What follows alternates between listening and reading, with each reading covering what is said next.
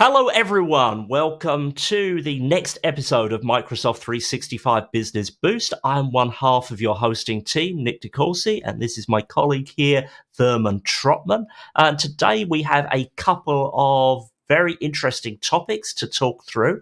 First, a couple of months ago, Therman moved from Zoom to hosting his events in Teams webinars, and we're going to talk about that experience.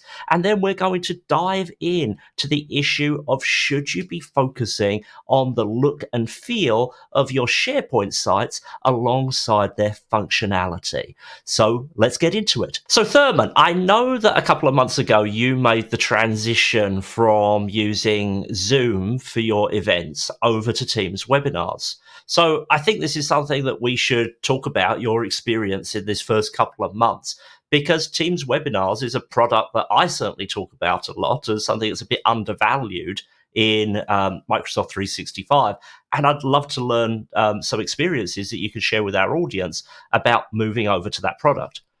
Yeah, well, Nick, I'll tell you. So, spoiler alert, I'm not going back. I used to use Zoom. I'm sticking with Teams. And before doing it, I was like, I don't know, man. Teams is shaky, uses a lot of resources. This is something I want to use in a commercial state. I don't know if I want to jump to webinars, you know what I'm saying? Start using the webinars. But I did it and I'm not looking back. It turned out to be great. Mm-hmm. There's some pros and some cons. So I'll list my pros and tell you the cons as well. And then you could make the decision for yourself if you think this is a good move. But the first thing I like is the sign up process for a user, right? So when I create the webinar, I go inside of Teams, I do the configuration, I set it all up, and then I have a landing page. The landing page that you get has like a big banner at the top. It has your blurb, the speaker information, and then you have the registration stuff. Mm-hmm. So then anybody could jump on that page, put in their registration details, and then go. You know what I mean? It's just I like that landing page. That's the pro, that it looks good. Now, a con of the landing page is, at least right now, at the time of this recording, the body of the text that you have, you can't put any pictures, which pictures is great when you're putting the information for the webinar, but it forces you to stick to the text inside of the body, and then the top is where you can use up the real estate for the picture. So what I ended up doing was using a collage of tutorial testimonials, and I put that in my big banner at the top. Eventually, I changed it to where you see like an actual banner for the event.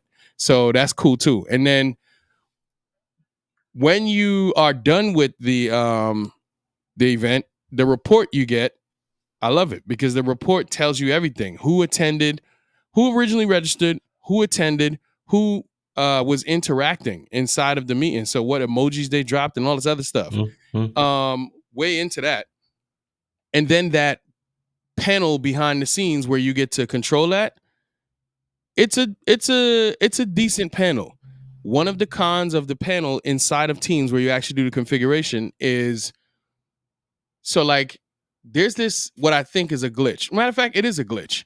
Every time you go from, let's say there's a list of sections you could go to, like you go to the report, or you could go to emails, or you can go to whatever section. Every time you change sections, it asks you to resave. Like you have to click save again, even if you didn't change anything. That's kind of frustrating. And I didn't see it as much the last time I scheduled a meeting, so that's fine. Now, another thing that I don't like too much is the control that you get over the emails that get sent as the event is leading up to happening. You get more control.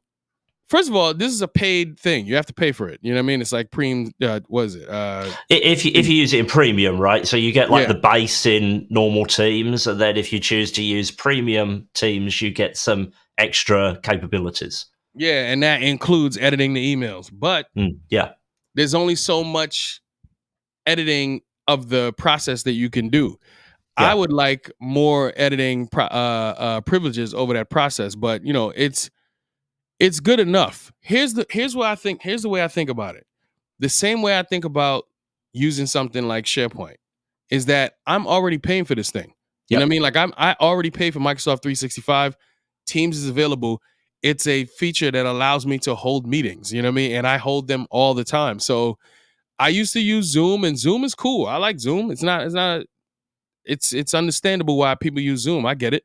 But Teams, it's already inside of my ecosystem. I'm gonna use it. It's reliable. So I love it. You know what I mean? To be quite honest, it's been great. Is there anything that you felt you were getting by doing your webinars in Zoom that you're not getting now that you've moved over to Teams? No. And that's only because I wasn't like knee deep in all of the features that allow me to that Zoom gives me.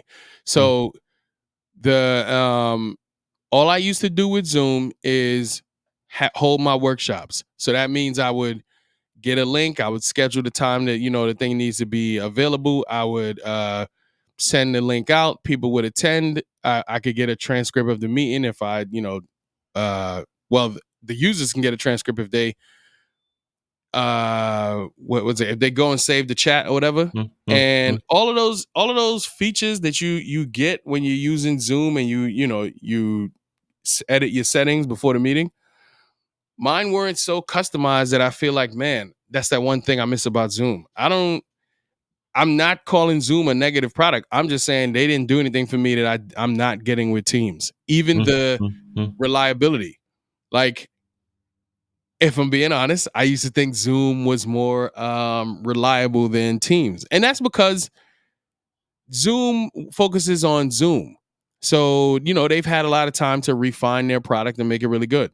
Teams is a new offering, even though it's, off the back of Skype. It's that portion is still it was new for them, especially being commercial like Zoom is, where it's like for everybody versus just being inside your organization. So I was a little hesitant, but now I feel fully confident in scheduling events on Teams. It works for me all the time. It's great. I don't have any issues. So the big two differences that you get as a user organizing a meeting is if you organize a webinar rather than just a Teams meeting, you get that registration page that you're talking about. So you can give people a link where they can go and register as opposed to having to know everyone's email and sending them the invite. And then the meeting gets set up so that you have certain controls over what those attendees can do once they attend the meeting. So if you want a little bit more control, you can turn those things on in a normal Teams meeting as well. But the webinar is just set by default to give you a little bit more of that control. Is that right? Yeah, it is. And I would say, here's the best thing you could do is just schedule a webinar. Get on Teams.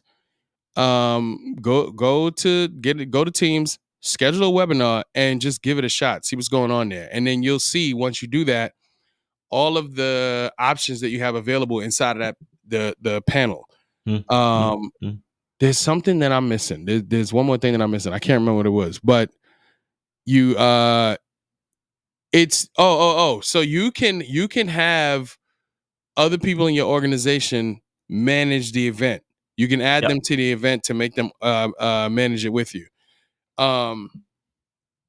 It was there was an issue. I think I had an issue where like I added someone else in my organization, but they didn't have a certain level of license, and that caused them not to have the same abilities that I did on the meeting.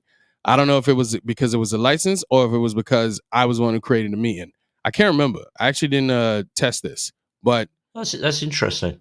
That's another thing you can do is you can add speakers to it, but you could also add like managers to manage the event. But again, my advice to you is if you have a meeting coming up, or if you don't, give it a test shot. Create a webinar, see all the features you get, have the webinar, and then look at the report that you get afterwards. It's beautiful. I love it. And I know one of the things that is a weakness with Teams webinars is there's no inbuilt functionality to have a paid webinar. So you don't have the ability to, say, set a price for your webinar and then take a payment at the point where people are signing up for it, which you do have with a number of other commercial offerings in the webinar space. I think if you buy the the webinar license from Zoom, you're able to do that. I'm not 100% sure of that, but I know there are other products out there that people use for that purpose. So I know that's feedback that I've seen of Teams webinars, is that businesses that run webinars commercially would really like that ability to say, can you pay $50 at the time that you're signing up, so that we can take that payment from you. Yeah, that is a pretty big deal. Yeah. And it puts you in a situation where you have to do a workaround, Yeah. or you get a connect to a different app or something like that. Now, Yeah. this now depends on, is the juice worth the squeeze for you, basically. So if you're currently using Zoom, do you say to yourself, hey, I'm going to switch to Teams and then also integrate a situation where I can, add payments? I would say that's your call. I probably wouldn't recommend that, because if you already have that working with Zoom, I wouldn't want to disrupt that. If you do not have your webinar strategy down and you're not using one particularly regularly, and you're willing to take some time out to add a payment process to your Teams, then I would say, yeah, use Teams. You're already paying for it. Use the webinar feature, and then add in a payment feature, something third party or whatever you need to do. Because again, it's something that you have access to that you can easily just fire up and use. And I'm a big proponent for that.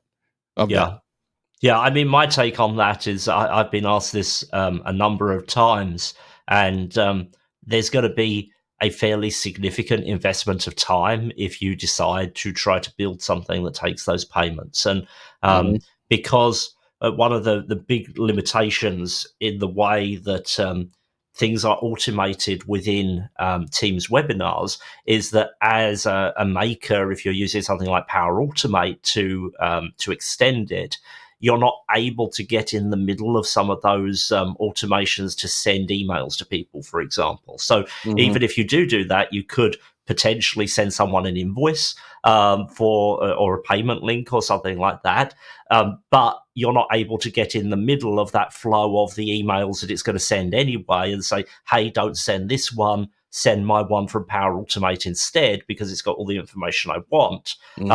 And so there is a limit to how much you can customize. Can you extend? Yes, but can you customize the base product so that it works well with your extension? Not so much right now. And I do think that's a weakness of webinars. I'm not really sure why. We have these wonderful tools. We have Power Automate is the key one there for automation, and yet when processes get automated in tools like Teams webinars, by default, Microsoft doesn't seem to be bringing those capabilities through Power Automate. Right. And it's kind of like, from my point of view, why don't you use the tools that are already there? Why don't you apply these as a template from Power Automate? And then if you're happy with the default, then you can just work with the default. But if you're someone with a bit of skill with this, or you have certain needs, then you could take that further, because it's built in a way that you can understand. Whereas a lot of this, when it comes to, the web page, you mentioned you don't have customization over that. You don't have complete customization over the emails. It just seems like a hurdle that is unnecessary, because within Microsoft 365, we most certainly do have the technology to allow people to do this and to customize it to the degree they want to. Yeah, I agree, because if you are doing paid webinars, even somebody like me, I'm busy, you know what I'm saying? So I probably wouldn't do that workaround. If a customer asked me to do it for them, we'd have to look into the situation. But my thought process immediately is, okay, if I need to take payment, I'm going to take my payment through, let's say, my Stripe. Yeah. And then I will, if I could push them to a page and say, all right, I've taken your payment. Can you also please, sign up for, you also got to go to this page to sign up for the webinar. If that process is smooth, I'll take the gamble on that. But you would obviously want something that's already done for you, where if you've sent them to a payment page, they pay, and the next thing they land on is some information you want to give them, and then their email address automatically goes to whatever your email management system is, like ConvertKit or something, or MailChimp or whatever. That's where you want to be. But if you are doing, if you're going with a bunch of free workshops, which is what I do a lot of, Hmm? I would recommend you just go that route. Oh, Maybe, 100%. yeah, if you have to do a paid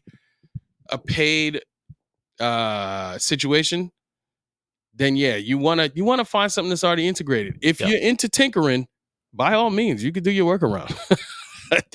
I'm gonna get with something that's already done for me. You know what I mean? Yeah, no, 100%. So, thinking about workarounds and things in Microsoft 365 that you can work around, another topic that I wanted to talk about today was SharePoint. Now, I've seen over Yeah. the course of the last week or two, there's been some announcements that I've become aware of. One of them being the new brand center in SharePoint, where you can kind of work with your brand assets. And it got me thinking back to the history of SharePoint, where, maybe a decade or more ago, it was very common to see lots of very elaborately designed SharePoint sites. And then that kind of changed when we moved over to modern SharePoint. It was kind of like any other app. You use Word, you use PowerPoint. It looks how it looks. And the same started to become true with SharePoint. And SharePoint just looks like SharePoint. Mhm. So I wanted to ask you the question with your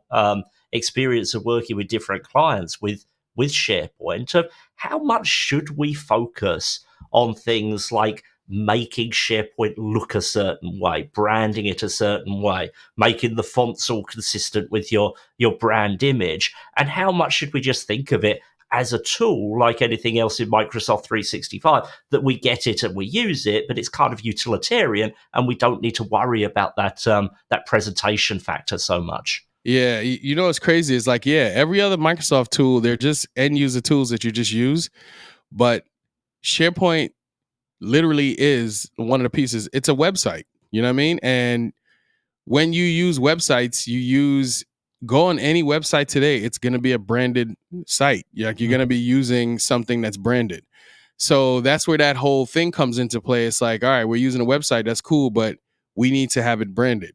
What you can do out of the box with SharePoint is, you can throw in your logo, you can pick a theme. yeah, You could even if you didn't you could put in a logo, pick your theme, and you can also get a little creative with the way you use images that align with your brand. yeah. So that's what you can do out of the box. But going this other route that you're talking about, where it's like a real push, my thought process is if you can afford the time and attention to do it. Because the way my brain works is I just need something to work. If it Mm, just mm, works, I'm good. I'm all about function. But we cannot deny the importance of something looking good as well. I used to think that way, where it was like, yo, why are you talking about branding this thing? What are we talking about here? We're here to get work done. What do you mean branded? And I was like, I worked with my graphics team way back, and it was a specific guy. Shout out to Joe. He really put my he recalibrated my brain to understand the importance of something looking good. So much so that I could say out loud, I don't care as long as something functions, not realizing that I also gravitated to what looked good. You know what I mean? So if you gave me two products, two apps, let's say on my phone that work the same way and produce the same thing, I'm going to gravitate to the one that looks better because good design informs good usage. You know what I'm saying? So I'm all for the brand thing if you can afford to do that. I don't think you should go down that rabbit hole if you don't have a technical and a graphic person literally working this. Like, don't let your graphic person try to be technical, and don't let your technical person try to design something to make it look cool. That's not their area, unless it literally is. So I'm all for this. I am not against it at all. I just think like you gotta, like everything else, you gotta be strategic about it. mm, mm. I think it's an interesting point because we have this situation of a lot of the time the first thing that people will think about is what does it look like, Hmm. and we see this a lot if we think of the low code kind of maker space of making a Power App, for example, making a Canvas app. Yeah. What you often see with people who are starting out is that those kind of layout functions, those graphical functions of making something look good, they're almost the lowest hanging fruit when it comes to starting with a blank Canvas app. Mhm. And so you'll end up with people devoting a huge amount of time to making something that they think looks nice. But then you ask the question, where's the functionality? And you don't end up with that functionality there. And so I kind of take a little bit of a different position on this, that unless you have very significant resources to devote to this, not just a couple of people, but you're willing to devote a lot of time and money to making this right, and it's part of a far broader strategy around how you organize your data, how you adopt a tool like SharePoint, how you get more productivity out of using it, then my point of view is it doesn't really matter how it looks. What's far more important is your data organized in a useful way within it? Are you getting something out of it? And I think that sometimes that piece of the puzzle gets forgotten. Mhm. And the more that we get tools to allow us to mess around with it around the edges, the more people are going to spend their time prettifying rather than kind of enabling productivity with it. Yeah, you reminded me of PowerPoint. I remember there was a time when a bunch of people discovered all the things you could do with PowerPoint. So PowerPoint presentations became, look at how I'm using this You'll sit in transition. a room and it'd be whoosh, whoosh, whoosh across the screen. Yeah. Look at my cool transition. Yeah. Look at my meter, you know what I mean? Look at, Yeah. my graphics and all this other stuff. And it was like, okay, but what was that presentation even about? You know what I'm Yeah. saying? I don't even know what you're talking about at this point. So I get that. And I also understand where you're coming from, where you're like, significant resources. I'm like, if you have that, yeah, by all means, go ahead and do it. But also, where does it fall in line with your strategy? Because that strategy, your overall strategy, informs everything that you're doing. Everything. What value is this to your organization, to you, to your strategy? If it's a major part and it supports what you're already doing, then yeah, I'm like, do it. But that's if you have the resources. Because what difference are you looking to make by doing it? You know what I mean? Especially since I like that SharePoint has levels. You could put your logo on there, and it's not too big of a climb to get your brand colors in there. You got to get a little technical to do it, but it's not a tall climb. You know what I mean? It's not that difficult. If you can get your brand colors in there, and you can get your logo in there, and you can get strategic with the way you use pictures and graphics on your site throughout, you might scratch the itch that you're looking for. You're good to go. I'm curious. Actually, now that I think about this, I'm curious about what organization sees this and starts foaming at the mouth like, oh man, I can't wait till we get our hands on this. I'd like to know why they feel that way so that they can enlighten me, because I'm always about the customer. I'm always like, whatever you need, let's see if we can take care of it. If not, then I'll give you some alternatives. And I'm saying if you got the time and resources to devote to this, you could do it. But I'm also wondering now, who is like, yeah, I cannot wait to get my hands on that. I'm curious. Yeah, I think it's an interesting point, Thurman. And, I think more foundationally, what it makes me think about is if you're reliant upon leveraging your brand identity in SharePoint to make the people who work in your organization feel warm and fuzzy about being part of your organization, then your focus may be wrong there as well. I think in all cases, I would say this is something that is kind of the cherry on top of what you've already done that's successful. This is not something that you would necessarily start off with, unless you're a very large corporation. In which case, the way that you're thinking about this and the way that you're prioritizing work streams between different teams might be a little bit different. But I just get concerned that there's so many things within organizations to focus on that are to do with either making what we do better or making how we do it better for the people who are working within it every day. Mhm. And to me, what SharePoint looks like when you go and try to find a file is pretty low on that that list of hierarchies that you would have there. But that's just my point of view, and I'm sure people would differ on that. Yeah, they definitely would. There's some folks who, like, I promote SharePoint out of the box look and feel. I'm like, listen, I've said it before in my workshops. I'm like, look right here. You can create pages and put whatever you want on the pages. Microsoft is taking the time to give you some pretty decent design, and you can jump over there to the lookbook, the Microsoft lookbook, and pull in a design if you want to. If you're like, well, I really care about this looking good. And I've said it before. I've said, listen, you can end up addicted to this thing because of all these things you can tinker with and do. But keep in mind that your main focus is to get information in front of people so that they can use it when you're using these sites.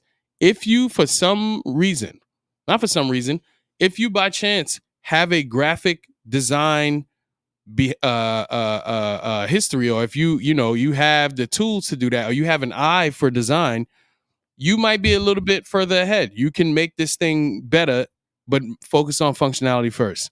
So, that's the most important part, is the functionality. Then you throw I the agree. beauty on top. I agree. Make it do stuff well first, and then make it look good while doing it later, I think is the summary that we could take. Yeah. So I think it's about time to get out of here, Therman. Again, another enlightening conversation. But can you tell us, if people want to get in contact with you or find out more about what you're up to before the next episode, where should they go to do that? LinkedIn. And all day, every day, I'm on LinkedIn. Now, I used to say that I post every single day, so I don't do that anymore. Things are really, really busy. But what I do is that I'm on LinkedIn every single day. So if you do shoot me a message, I will get back to you within 24 hours. So any and everything you need from me, always check my LinkedIn. And right now, I have a course, really a class that I'm putting out for project managers who work in the GovCon space. So if you're a project manager, you work in the GovCon space, and you are at companies that's obviously winning contracts, you need to know how to manage all of those post-award assets. And SharePoint is a great place to do it. I know you use SharePoint right now. You're just probably not using it in the best way possible. So this course will show you exactly how to use it. What about you, Nick? Fantastic. So, so something new from me. I now have a pre-registration up on my website if people are interested in learning about Copilot extensibility. So this is going to be a 3-hour live virtual course open to book individual seats on to take you through what is Copilot extensibility, how does it work, what are the different routes to extend Copilot, and how do you go about it, how do you adopt this, how do you manage the risks. So if you're interested in that, head over to my website, get pre-registered, and then those courses will be happening in June and July. So go over there and take a look at that. So thanks for your time today, Therman. Hopefully this has been useful to everyone that's watching. Take care, and I shall see you in a couple of weeks. All right. You do the same. Thank you.